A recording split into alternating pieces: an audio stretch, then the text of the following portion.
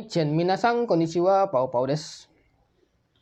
Oke guys, di video kali ini gue akan sedikit membahas tentang pekerjaan gue ya di bidang restoran di perusahaan yang baru. Ya walaupun akhir-akhir ini di video gue banyak yang ngebahas tentang hal ini. Nah jadi untuk konten pekerjaan sebenarnya tidak jauh berbeda ya. Perusahaan gue yang lama sama perusahaan yang baru itu sama-sama bekerja di bidang restoran. Hanya saja mungkin tingkat kesulitannya dan tingkat kesibukannya saja yang berbeda seperti itu. Nah jadi sekarang kita fokus pada pembahasan di perusahaan baru. Apa-apa saja sih yang gue kerjakan selama gue bekerja di perusahaan yang baru ini ya. Nah jadi buat teman-teman yang pengen tahu, silahkan nonton video ini sampai habis. Karena ini bisa saja menjadi referensi bagi teman-teman yang ingin bekerja di bidang restoran. Nah, jadi silahkan nonton video ini sampai habis.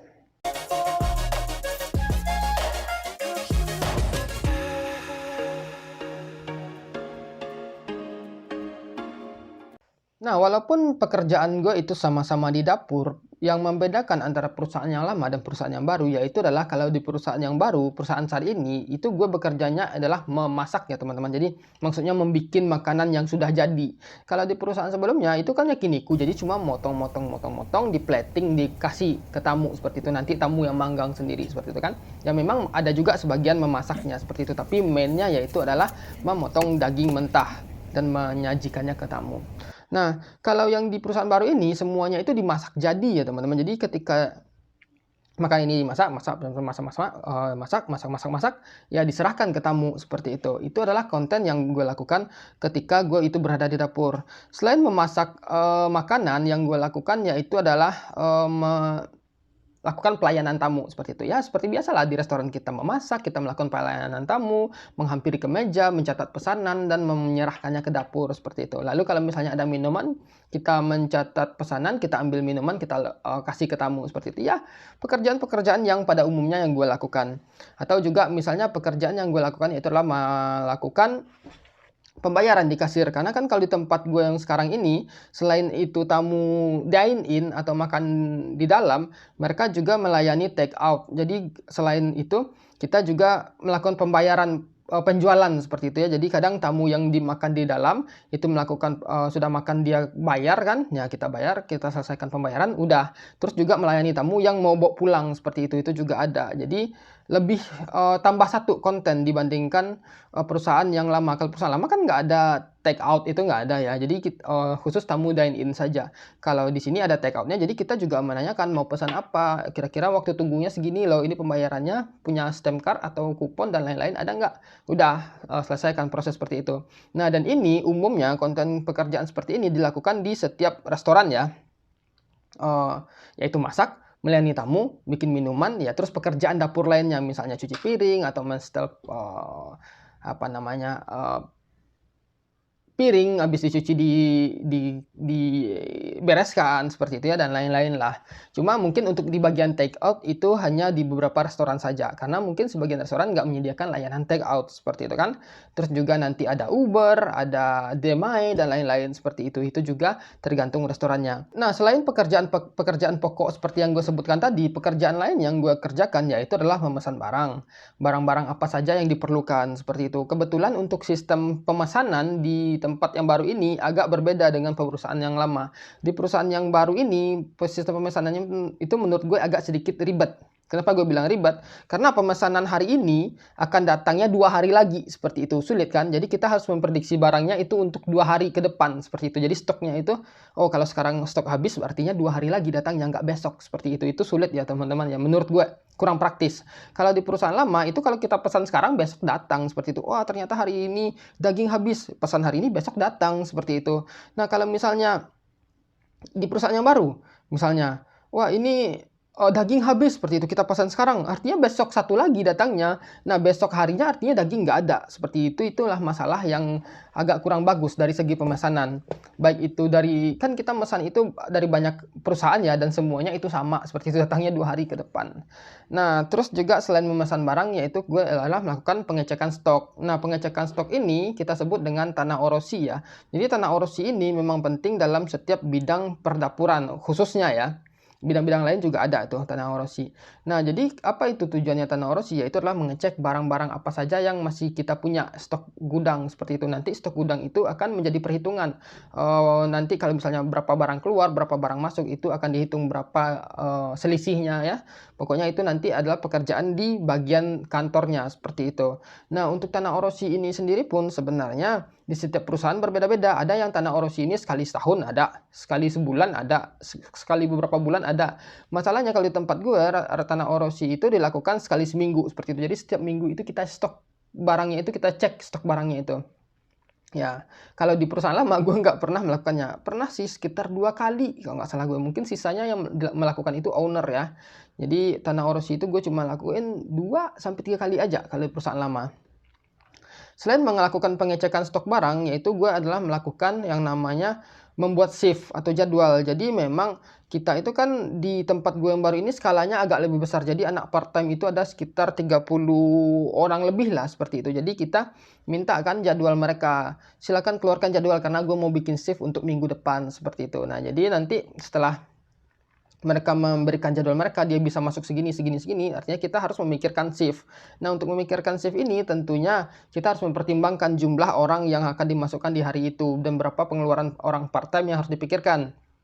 Karena kan gini, di hari biasa, Senin sampai Jumat, kita nggak bisa memasukkan part-time itu banyak-banyak. Karena kan tamu juga nggak begitu rame, seperti itu kan. Kalau misalnya kita masukkan part-time banyak-banyak, artinya ini ada pengeluaran berlebih yang tidak dibutuhkan. Nanti kan selisih dari penjualan sama uang yang harus dibayarkan untuk part time kan jadi besar seperti itu, sehingga itu akan merugikan perusahaan. Nah, tentunya kita harus memikirkan di bagian tersebut, dan itu juga gue lakukan di perusahaan yang lama, bikin shift seperti itu. Hanya saja di perusahaan lama karyawan gue itu kalau nggak salah cuma 15 orang, jadi agak lebih mudah sih mengatur shiftnya seperti itu, dan komunikasinya pun juga lebih gampang karena staffnya sedikit tadi kan seperti itu. Nah, selain membuat shift, membuat jadwal, yaitu gue adalah membuat laporan harian. Laporan harian, laporan mingguan, sama laporan bulanan. Yang mana laporan-laporan ini, kalau laporan harian itu cukup ya, laporan harian, bulanan, mingguan itu sama ya, dikirim ke kantor pusat seperti itu melalui sistem online. Nah, jadi kadang kalau kita misalnya habis selesai bekerja, itu kalau misalnya ada ada yang masih belum selesai, kalau misalnya kita sudah selesai bekerja, itu gue masih harus tinggal di di toko untuk menyelesaikan pekerjaan-pekerjaan gue, karena pekerjaan laporan ini harus dikirimkan ke laptop yang terhubung dengan laptop perusahaan seperti itu. Jadi diisilah datanya bla bla bla bla bla seperti itu. Nah, itu kalau misalnya di akhir minggu sama di akhir bulan kan ada closing tuh, closing mingguan sama closing bulanan. Nah, itu biasanya pekerjaan gue jadi 2 kali lebih banyak seperti itu. Nah, itu juga yang tidak gue lakukan di perusahaan lama. Kalau di perusahaan lama gue cuma bikin laporan harian itu selesai. Kalau laporan bulanan itu diurus sama owner semua seperti itu. Jadi gue cuma bikin laporan setiap hari. Nanti kalau ganti bulan bikin lagi laporan untuk bulan berikutnya. Tetapi kalau di perusahaan yang saat ini, itu laporan itu harus dijelaskan atau dibikin secara detail seperti itu. Nanti dibikin laporan finalnya, laporan final penjualan rekap 1 bulan seperti itu ya. Ya, menurut gue sih agak sedikit ribet karena gue waktu itu belum mengerti kan. Cuma sekarang udah ngerti, itu gue udah bisa menyelesaikannya dengan cepat. Tapi bagi gue itu satu hal yang baru karena di perusahaan yang lama gue tidak melakukan hal tersebut. Lalu selanjutnya yang gue lakukan yaitu adalah melakukan wawancara atau perekrutan untuk anak-anak part-time. Ya, ini juga gue lakukan di perusahaan sebelumnya ya. Karena di perusahaan yang sebelumnya pun itu ada anak-anak baru yang ingin mengapply pekerjaan di restoran tempat gue bekerja, itu yang mau wawancara gue ya. Nah, kebanyakan kan yang wawancara itu adalah orang Jepang seperti itu. Jadi ya tentunya ketika kita memulai untuk wawancara orang, tentunya kemampuan bahasa Jepang itu dibutuhkan. Jikalaupun misalnya yang datang bukan orang Jepang, orang asing, misalnya orang Vietnam seperti itu ya, orang Nepal dan lain-lain, tentunya kita juga harus berkomunikasi dengan bahasa Jepang. Walaupun biasanya kalau komunikasi antara orang asing dengan bahasa Jepang itu akan jauh lebih mudah nyambungnya ketimbang ngomong dengan orang Jepang sendiri seperti itu ya. Nah, jadi perekrutan itu tetap gue lakukan. Nanti setelah gue melakukan perekrutan itu nanti gue bikin laporannya, catatannya. Ini si A, dia ada pengalaman segini loh, dia masuknya bisa jam segini loh, hari ini jam segini sampai jam segini. Terus dia punya pengalaman segini, pengalaman di sini dan bla bla bla. Nanti laporan itu gue serahkan ke manajer, nanti manajer yang memutuskan gimana, ini mau kita rekrut nggak, gue bilang gitu kan. Oh ya, terserah kamu mau rekrut tidak, seperti itu. Ujung-ujungnya keputusannya diserahkan ke gue seperti itu. Nah, itu yang dalam bagian perekrutan. Nanti setelah dalam bagian perekrutan, setelah orang itu diterima, tentunya ada seragam atau persiapan yang harus dilakukan. Misalnya seragam, sepatu, dan lain-lain seperti itu ya, dokumen perekrutan untuk si pelamar, dokumen perekrutan untuk perusahaan dan lain-lainnya, rekening dan lain-lain itu juga harus disiapkan. Nanti setelah itu disiapkan, kita mendaftarkan nama mereka untuk time card seperti itu. Karena semuanya kan pakai sistem, jadi didaftarkanlah di laptop perusahaan seperti itu. Dan itu juga diurus seperti itu sampai dari nama mereka, alamat, sampai ke rekening mereka. Karena kan nanti waktu kerja itu tercatat di laptop secara real time. Jadi nanti setelah tercatat, perhitungannya langsung dikirimkan ke rekening yang sudah terdaftarkan seperti itu ya. Terus apalagi ya selain perekrutannya yang gue lakukan ya itu adalah menjaga stabilitas toko ya teman-teman ya. Karena di toko tempat gue bekerja ini kadang Buco itu sering datang, Saco itu sering datang, manajer itu kadang sering komplain seperti itu. Oh ini kotor, ini nggak bersih, ini seperti itu. Pokoknya banyak lah ada yang harus diperhatikan seperti itu ya. Sehingga waktu di awal-awal gue bekerja itu bisa dibilang gue agak sedikit stres ya teman-teman ya. Karena banyak sekali tuntutannya seperti itu. Beda dengan perusahaan yang lama yang bisa dibilang tuntutannya itu hampir tidak ada seperti itu. Nah kalau di perusahaan yang baru ini tuntutannya banyak, jadi gue harus menjaga stabilitas toko.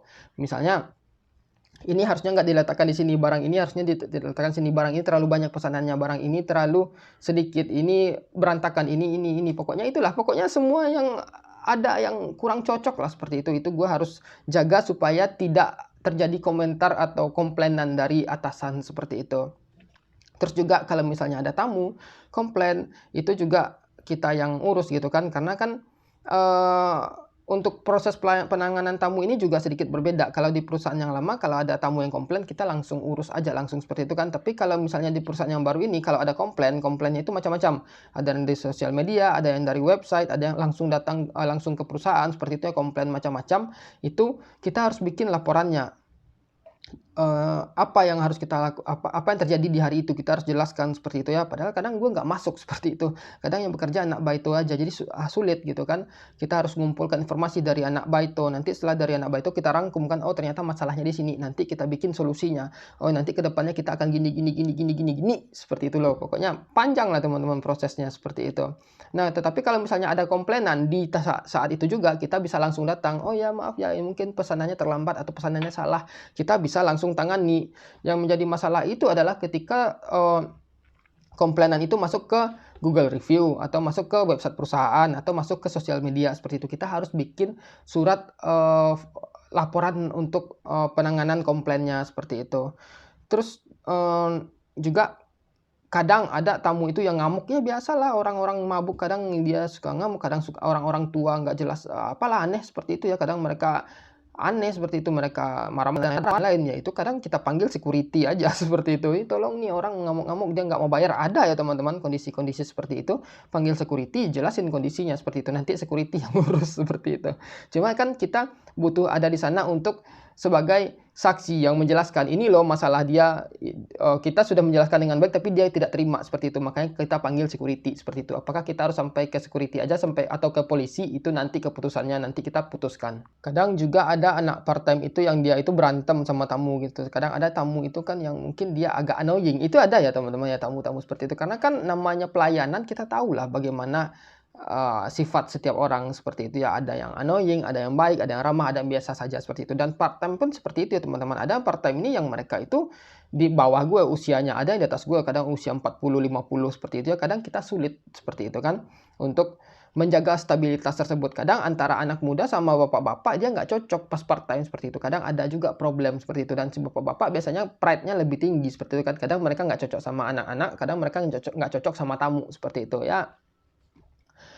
Pokoknya adalah ketidakcocokan yang harus dijaga stabilitasnya seperti itu, dan itu kita lakukan. Kadang ada orang part time yang nggak cocok, yaitu agak annoying seperti itu ya, dan dia merasa nggak cocok dengan anak-anak part time lain, itu kita juga harus menjadi perantara seperti itu. Kadang dipisahin tempatnya dan lain-lain lah. Kadang kita mau aja kan nggak ngasih mereka pekerjaan seperti itu, nggak usah dimasukin seperti itu. Tapi yang namanya perusahaan di Jepang, mereka itu kekurangan orang teman-teman, jadi kita butuh part time. Jadi kadang mau nggak mau orang-orang yang kita kurang suka atau kurang cocok itu mau nggak mau tetap harus kita masukkan seperti itu, walaupun ada benturan kadang-kadang antara orang lain dan si karyawan part-time yang kurang cocok ini, seperti itu. Ya itulah problemnya, seperti itu. Kadang gue udah diskusi dengan manajer seperti itu kan, bagaimana kalau kita rekrut orang asing saja, seperti itu. Karena kalau orang asing direkrut kan mereka nggak banyak gaya, nggak banyak tingkah. Yang penting mereka kerja, dibayar oke, seperti itu kan. Cuma manajer gue kadang mereka agak kurang, itu agak kurang yakin sama orang asing, kurang percaya sama orang asing, seperti itu. Jadi gue sendiri pun agak kesulitan untuk merekrut orang asing, karena kan semua perekrutan yang gue lakukan itu berdasarkan keputusan manajer, seperti itu. Kemarin juga gue sempat mengajukan untuk penambahan karyawan, bukan part time ya, karyawan. Gue tanya, kita butuh karyawan nih, gue bilang gitu kan. Si manajer bilang, oh ya gue sekarang masih nyari-nyari karyawan sih, seperti itu. Gue sih bisa bantu cari karyawan, kata gue, seperti itu kan. Tapi yang bisa bantu cuma orang asing, seperti itu. Orang asing aja, kalau orang Jepang gue nggak bisa bantu, seperti itu. Ya kalau orang asing nggak masalah, kata si manajer kan. Tapi yang penting dia punya kemampuan seperti kamu, katanya. Dibilang kayak gue, seperti itu. Minimal bahasanya bisa ngomong lah, bisa kerja lah, seperti itu. Tentunya hal seperti itu kita juga nggak tahu, seperti itu kan. Ya gue sarankan kalau misalnya mau merekrut orang, ya carilah yang TG2 seperti itu. Biasanya kan anak-anak TG2 mereka jauh lebih serius dalam pekerjaan, seperti itu kan, lebih berpengalaman dan juga nggak main-main, seperti itu. Nah jadi kalau misalnya ada perekrutan seperti itu, ya itu juga jadi tanggung jawab gue, seperti itu. Nah, yang lain itu adalah kayak apa namanya itu, Eisei Kensa atau pembersihan rutin, kadang setiap sekali 2 bulan sih biasanya. Jadi setiap sekali 2 bulan ada petugas kebersihan, inspeksi sih tepatnya. Dia akan memeriksa itu toko kita ya teman-teman ya, apakah toko kita bersih, apakah toko kita itu standar kebersihannya sudah sesuai dengan standar yang ditetapkan Jepang, seperti itu. Jadi nanti dicek tuh satu-satu. Misalnya kebersihan tangan kita, dicuci tangan kita kan, nanti dicuci, nanti diambil sampelnya apakah tidak ada bakteri, nanti sampel makanan kita diambil satu-satu, apakah tidak ada bakteri, nanti peralatan dapur kita diambil satu-satu sampelnya apakah tidak ada bakteri, nanti dilihat kulkas kita apakah bersih, di bawah kulkas kita apakah bersih, langit-langit kita apakah bersih. Ya pokoknya semuanya dicek, seperti itu. Dan sebelum melakukan pengecekan itu tentunya kita melakukan pembersihan. Nah, pembersihan inilah yang makan waktu. Pembersihan di restoran tentunya bisa kita lakukan setelah kita menyelesaikan bisnis, ya kan? Artinya itu adalah sekitar jam 11 ke atas. Nah, kadang gue di situ tinggal bersama manajer atau beberapa anak part-time untuk melakukan pembersihan, karena besoknya ada pemeriksaan kebersihan, seperti itu. Nah, itu yang tidak gue lakukan di perusahaan sebelumnya ya, pembersihan-kebersihan. Kalau di perusahaan yang sebelumnya, bahkan AC pun 4 tahun itu nggak pernah dibersihin sama manajernya atau ownernya. Gue juga sempat bikin laporan, seperti itu kan, ini AC udah rusak, gue bilang gitu. Kadang ada juga masalah seperti itu. Waktu itu ya gue pernah bikin videonya ya tentang masalah AC yang ada di restoran waktu itu. Jadi mungkin teman-teman bisa lihat aja ya videonya, karena itu termasuk videonya nggak gue share di publik, jadi memang private ya. Jadi teman-teman bisa cek aja itu ada problem apa di AC perusahaan yang lama ya teman-teman ya. Itu gue udah lapor ke owner tapi tidak ada tindakan apa-apa. Alhasil gue yang ngurus itu, seperti itu. Tapi beda dengan perusahaan yang baru, itu mereka semuanya sudah tersistem ya. Jadi kebersihan pun sudah ada jadwalnya dan pengecekannya pun sudah teratur, seperti itu. Jadi ada laporan, misalnya laporan apakah sudah cuci tangan, apakah sudah bajunya bersih, apakah penampilan sudah rapi dan lain-lain. Itu juga ada ya teman-teman ya. Di perusahaan yang lama itu nggak ada seperti itu.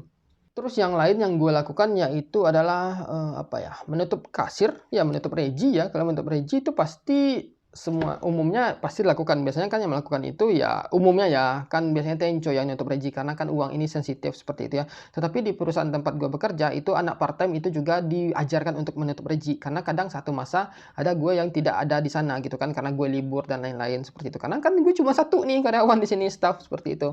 Nah jadi ada anak part time harus diajarkan, seperti itu.